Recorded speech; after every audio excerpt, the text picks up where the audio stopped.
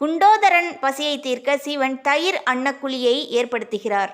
குண்டோதரனை அதில் இருக்கும் தயிர் அன்னத்தை சாப்பிட சொல்கிறார். அதை எடுத்து சாப்பிட்டதும் குண்டோதரனுக்கு பசி நோய் தீர்ந்தது.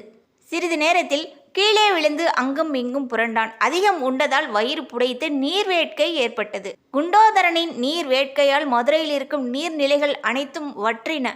ஆனாலும் நீர் வேட்கை தீரவில்லை. ஈசனிடம் சென்று முறையிட்டான். அவர் கங்கையை நினைத்து வைகை என்றார். குண்டோதரன் கை வைக்க நீர் பெருக்கெடுத்தது. அந்த நீரை பருகி தனது நீர் வேட்கையை தீர்த்து கொண்டான்.